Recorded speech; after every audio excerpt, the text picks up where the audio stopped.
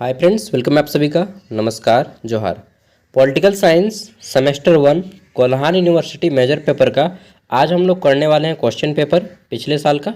ठीक है, साथ में हम लोग क्या करेंगे, क्वेश्चन पेपर भी देखेंगे, सिलेबस और क्वेश्चन पेपर दोनों। ठीक है, तो देखते हैं। सबसे पहले यहाँ पे ग्रुप ए शुरू होता है और ये आपका 15 मार्क्स का है। ठीक है, ग्रुप ए 15 मार्क्स का है जिसमें 1 मार्क्स वाले 5 क्वेश्चन और 5 मार्क्स वाले 2 क्वेश्चन हैं। ठीक है, हमारा पहला प्रश्न है ए नंबर कि राज्य की उत्पत्ति का सर्वाधिक मान्य सिद्धांत कौन सा है। इंग्लिश में है कि विच theory of the origin of the state is popularly accepted, यानी कि राज्य बना कैसे बना। कुछ लोग बोलता है भगवान ने बनाया, यानी कि दैवीय शक्ति। कुछ लोगों ने बोला है कि नहीं, राज्य जो है ना विकास का सिद्धांत है, यानी कि सबसे पहले परिवार बना, फिर परिवार के बाद जो है टोला बना, टोला के बाद फिर कस्बा बना, कस्बा से फिर हमारा गांव बनता है। ठीक है, तो ये विकासवादी सिद्धांत जो है ना, ये सबसे ज़्यादा मान्य है। ठीक है, बहुत सारा सिद्धांत है, विकासवादी सिद्धांत है, दैवीय सिद्धांत है। ठीक है, कि भगवान आए और यहाँ पे बना के गए, मतलब जो भी देवता हैं। ठीक है, तो सबसे ज़्यादा आदमी मानता है विकासवादी सिद्धांत को, और इवन मैं भी विकासवादी सिद्धांत को ही मानता हूँ। आप कौन सा सिद्धांत मानते होंगे? मुझे लगता है आप भी विकासवाद का ही सिद्धांत मानते होंगे कि भगवान बनाया वो अलग की बात है, मालूम नहीं, लेकिन राज्य बना, फिर परिवार बना, फिर समूह बना, फिर टोला बना, फिर गांव बना, ये वाला ज़्यादा अच्छा लगता है। ठीक है, नेक्स्ट है हमारा युद्ध ने राजा को जन्म दिया, यह किस किस्म का सिद्धांत है? तो इसको बोलते हैं शक्ति का सिद्धांत। युद्ध ने राजा को जन्म दिया, जहाँ युद्ध आता है तहाँ शक्ति आती है। तो युद्ध ने राजा को जन्म दिया, मतलब युद्ध हुआ तो फिर राजा बने, राजा हुआ तो फिर युद्ध बने। ये सब क्या है सिद्धांत? ये शक्ति का सिद्धांत है। ठीक है, नेक्स्ट है हमारा सी नंबर। इसमें पूछा गया है संप्रभुता का विभाजन करना, उसका नाश करना है, यह किसने कहा? तो देखिए, ये सब वर्ड है जो कि याद नहीं रहेगा और एग्जाम में आएगा तो बना भी नहीं पाएंगे, तो टेंशन नहीं लेना है। 1 मार्क्स का है, इसका आंसर हो जाएगा आपका, तो इसको हम लोग स्किप करते हैं और आगे बढ़ते हैं। ठीक है, इसका आंसर मुझे भी नहीं मालूम है। नेक्स्ट देख लेते हैं। तो अगला प्रश्न है लीबर शब्द किससे बना है? तो लीबर शब्द से बना लिबर्टी, लिबर्टी माने स्वतंत्रता, और यह जो शब्द है लैटिन भाषा से बना हुआ शब्द है। किस भाषा? लैटिन भाषा से बना हुआ। ठीक है, और स्वतंत्रता का विभाजन करना, इसको आप देख लीजिएगा गूगल से। नेक्स्ट हमारा पूछा गया है कि एसे ऑन लिबर्टी, ठीक है, यानी कि स्वतंत्रता पर निबंध। यह एक बुक है जिसको जॉन क्या नाम है, बर्टमैन, ठीक है, हिंदी में ही लिखिएगा, जॉन बर्टलमैन ने लिखा है। बटरलैन होता है, बटरमैन नहीं, बटरलैन। यार इसका नाम तो है, इंग्लिश से लिख लीजिएगा आप लोग अच्छे से, हिंदी से, बटरलैन। ठीक है, तो बटरलैन ने एसे ऑन लिबर्टी यानी कि स्वतंत्रता पे निबंध को लिखा है। ये 1 मार्क्स वाले 5 क्वेश्चन हैं जो कि अटपटांग सा आएगा आपका, तो उस सब पे आपको फोकस नहीं करना है, फोकस करना है आपको 5 मार्क्स वाले और 15 मार्क्स वालों पे। 5 मार्क्स के जो क्वेश्चन आएंगे इसका आंसर करना है आपको 100 से 150 शब्दों में। ठीक है, और इसका हमारा पहला प्रश्न क्या है? परंपरागत राजनीतिक सिद्धांत की प्रकृति। परंपरागत राजनीतिक सिद्धांत की प्रकृति बताना है। ट्रेडिशनल मतलब प्राचीन काल से राजनीतिक सिद्धांत क्या था वो बताइए।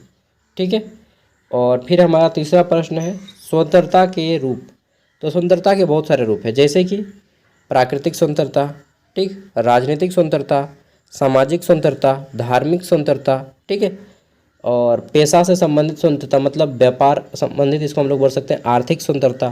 तो बहुत सारा स्वतंत्रता होता है। ठीक है, चलिए नेक्स्ट देख लेते हैं। तो अब आता है ग्रुप बी।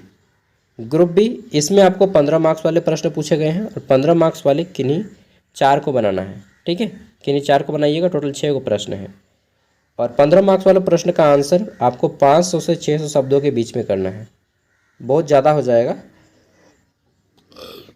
अगर आपकी लिखने की स्पीड कम है तो 400 शब्दों में कीजिएगा, मतलब 2 खड़ा पन्ना।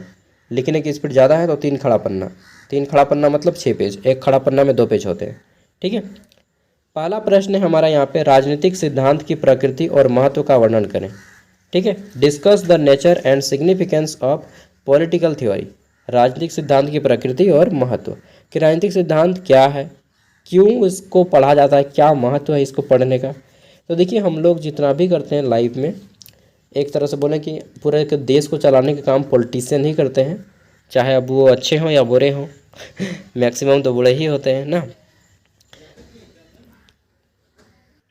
अगला हमारा प्रश्न है कि राज्य की उत्पत्ति का जो विकासवादी सिद्धांत है सबसे अधिक विश्वसनीय और व्यवहारिक है, वह क्या करें। अभी कम मैंने क्या बताया कि राज्य जो बना है धीरे धीरे डेवलप्ड करके आदमी ने बनाया है, ठीक है। तो यह आपको डिटेल में पूछा गया है, उसी को विकासवादी सिद्धांत, डेवलपमेंट थ्योरी इसको बोला जाता है, या फिर इवोल्यूशनरी थ्योरी, ठीक है। आगे देखते हैं तो नेक्स्ट आता है हमारा यहाँ पे ऑस्टिन। ऑस्टिन क्या है, तो जीन ऑस्टिन एक लेखक हैं, या हम लोग बोल सकते हैं कि पॉलिटिकल साइंस के एक राजनीतिक विज्ञान शास्त्री हैं, जीन ऑस्टिन, ठीक है, शॉर्ट में ऑस्टिन बोलते हैं। तो ऑस्टिन के संप्रभुता सिद्धांत की आलोचनात्मक विवेचना करें, ठीक है। यानी कि ऑस्टिन ने जो संप्रभुता का सिद्धांत दिया यह क्या है ये बताना है, और इसकी कौन कौन सी कमियां हैं ये बताना है। क्योंकि जब भी आपको आलोचना पूछा जाए, आलोचना माने कमी निकालना, ठीक है। चलिए, तो मैं आप लोग का क्वेश्चन आंसर करा दूंगा सब नेक्स्ट वीडियो में। अगला प्रश्न है हमारा, शक्ति को परिभाषित करें, शक्ति और सत्ता में विभेद करें कि शक्ति क्या है और सत्ता क्या है। शक्ति माने पावर, ठीक है, और बोलते हैं कि जिसकी लाठी उसके भैंस, मतलब जिसके पास शक्ति है उसी के पास सब कुछ है। शक्ति और सत्ता में विभेद करना है कि शक्ति किसी व्यक्ति के पास है और सत्ता यानी कि किसी व्यक्ति के जो राज्य होता है अधिकारी, उसे बोलते हैं हम लोग सत्ता। तो एक तरह से देखा जाए कि जिसके पास शक्ति होता है उसी के पास सत्ता होता है, अक्सर 90% केस में कि जिसके पास शक्ति होती है उसी के पास सत्ता होता है, ठीक है। Define and differentiate between power and authority. Authority हम लोग बोलते हैं ना कि किस अथॉरिटी के तहत ये आपने मेरा रोड तोड़ा, चाहे मेरा घर तोड़ा, अक्सर देखते हैं, या फिर आपने यहाँ पे घर बनाया, हम लोग बोलते हैं ना किस अथॉरिटी के तहत आपने मेरा बाइक का चाबी छीना। तो उसके पास पावर है, शक्ति उसी के पास है, ठीक है। नेक्स्ट है हमारा 8 नंबर, सुंदरता को परिभाषित करें कि फ्रीडम क्या है, इसके विभिन्न रूपों का वर्णन करना है। वही बताना है कि आपका फ्रीडम क्या है। तो सुंदरता, जब एक व्यक्ति अपने संपूर्ण जीवन को जीने के लिए जितनी दैनिक क्रियाकलाप की आवश्यकता होती है उसे बिना किसी रोक टोक के करता है तो उसे सुंदरता बोलते हैं, ठीक। जैसे आर्थिक सुंदरता कि आप कोई भी काम कर सकते हैं, कोई आपको रोक नहीं सकता कि आप अरे भाई आप दुकान नहीं, आप बिजनेस नहीं कर सकते, आप तो हजाम हैं, आपको तो सैलून खोलना होगा, ऐसा नहीं, ठीक है। या ऐसा नहीं कि आप कुम्हार हैं, आप तो केवल बर्तन का ही मिट्टी का बर्तन बनाइएगा, या आप पंडित हैं तो आप केवल पूजा पाठ कीजिएगा, या आप शूद्र हैं तो मतलब नीची जाति के हैं तो आप ऊंचा काम नहीं कर सकते, ठीक है, आप पढ़ाई लिखाई नहीं कर सकते। तो इसका मतलब है कि सुंदरता मतलब कि हमें दैनिक जीवन में अपना काम करने देना। आगे देखते हैं तो हमारा अंतिम प्रश्न है, दबाव समूह से आप क्या समझते हैं, राजनीतिक दल, ठीक है, एवं दबाव समूह में अंतर बताइए। आप बोल रहे हैं कि आवाज़ चेंज हो जाता है, हाँ कोई बुला रहे थे इसलिए मैं गया था, ठीक है। तो दबाव समूह क्या है, प्रेशर ग्रुप। देखिए जब हम लोग पॉलिटिक्स में कुछ गलत काम करता है आदमी, ठीक है, पॉलिटिक्स वाले, तब आदमी मिलके, कई सारे आदमी मिलके आंदोलन करते हैं, प्रोटेस्ट करते हैं, ठीक है, गवर्नमेंट पे दबाव बनाते हैं कि नहीं ये कानून गलत है, इसको बंद किया जाए, ठीक है। जैसे झारखंड में मैया योजना गलत है, ठीक है, तो उसके लिए हम लोग प्रोटेस्ट करेंगे कि नहीं यह योजना गलत है, लोगों को इस योजना के तहत लाभ देके वोट लिया जा रहा है, ठीक है, थोड़ा सा पैसा देके लोगों की ज़िंदगी बर्बाद किया जा रहा है, राज्य का भविष्य खराब किया जा रहा है। तो वो जो प्रेशर करेंगे ना हम लोग, उसी को प्रेशर ग्रुप कहेंगे, यानी कि आंदोलन करने वाले जो लोग होते हैं उसी को प्रेशर ग्रुप कहते हैं, ठीक है। और राजनीतिक दल एवं दबाव समूह में अंतर होता है। प्रेशर ग्रुप राजनीतिक दल जैसा ही लगेगा कि ये इन लोग भी झुंड में हैं, लेकिन प्रेशर ग्रुप जो होता है दबाव समूह, वो केवल अपने हित चाहते हैं, ठीक है, मतलब समाज का हित चाहते हैं, ठीक है। जबकि राजनीतिक दल क्या होता है, वह मतलब प्रोटेस्ट नहीं करेगा, वो क्या करेगा, वो पावर उसी के पास रहता है, ठीक है, वही राज्य का शासन व्यवस्था चलाते हैं। जबकि दबाव समूह राज्य का शासन व्यवस्था नहीं चलाते हैं, समझ रहे हैं ना। तो उम्मीद करता हूँ कि मैंने आसान भाषा में समझाने का प्रयास किया है। बाकी आप लोग का डिटेल वीडियो मैं डाल दूँगा, और भी मैंने बहुत सारा वीडियो बनाया है, आप उसे देख लीजिएगा। और बैक पेपर एनवायरमेंटल स्टडीज़ का 7 गो टॉपिक बना दिया, 7 पार्ट, आप सबको देख सकते हैं, ठीक है। इसके अलावा डिजिटल एजुकेशन का भी 6-7 गो पार्ट बना दिया है। वो सब भी देख सकते हैं। और ऐसी हिंदी का भी जल्दी ही मैं डाल दूंगा।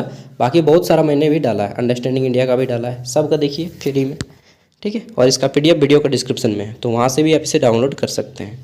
धन्यवाद for watching this video and अगर पसंद आए तो लाइक कीजिएगा।